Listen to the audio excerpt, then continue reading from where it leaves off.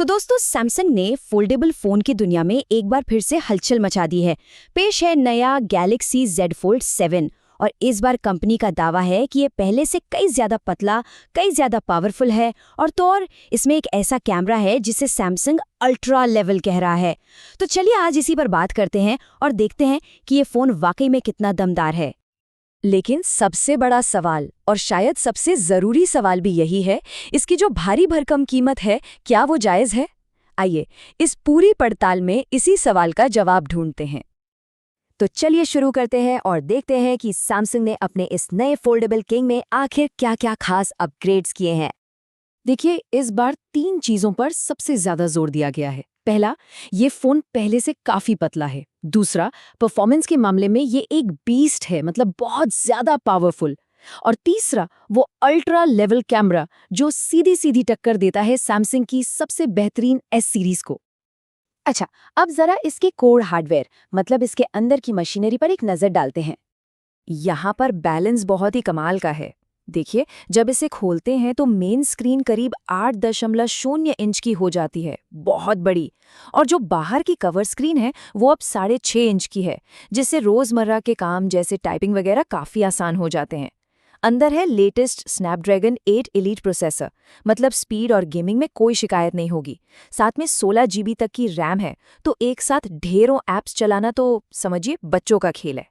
और ये सब चलता है लेटेस्ट एंड्रॉयड 16 पर सैमसंग के अपने One UI 8 के साथ, जो एक बहुत ही क्लीन एंड स्मूथ एक्सपीरियंस देता है।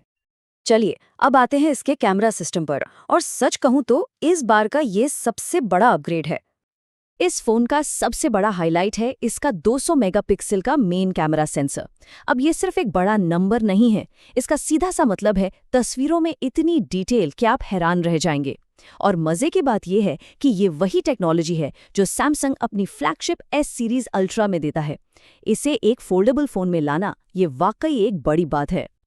तो इस कैमरा सिस्टम में सिर्फ मेन सेंसर ही नहीं है, एक अल्ट्रा वाइड लेंस और एक टेलीफोटो लेंस भी है।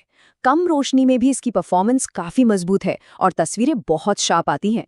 4K वीडियो रिकॉर्डिंग एकदम मक्खन जैसी स्मूथ है और गैलेक्सी AI की मदद से फोटो एडिटिंग तो समझिए प्रोफेशनल लेवल पर पहुंच जाती है फोन पर ही, जैसे किसी फोटो से कोई फालतू चीज हटानी हो या किसी पुरानी तस्वीर को और बेहतर बनाना हो।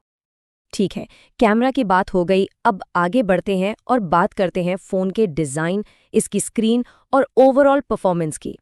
डिज़ाइन में जो सबसे बड़ा बदलाव महसूस होता है वो है इसकी स्लिम प्रोफाइल।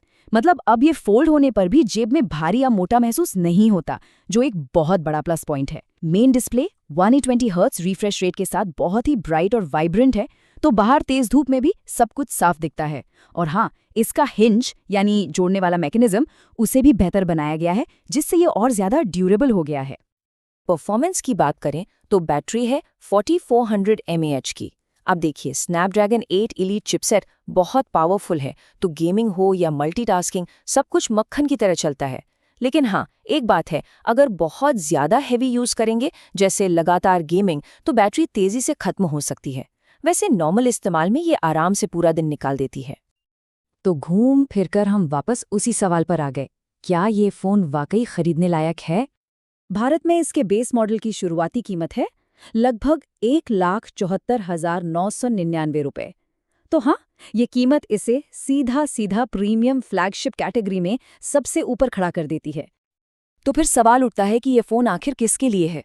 देखिए, अगर कोई कंटेंट क्रिएटर है या जिसे बहुत ज्यादा मल्टीटास्किंग करनी होती है, या फिर कोई ऐसा टेक लवर है जिसे हमेशा लेटेस्ट और बेस्ट टेक्नोलॉजी चाहिए, और हाँ, जिसके लिए बजट कोई बड़ी बात नहीं है, तो उसके लिए ये एक शानदार ऑप्शन हो सकता है।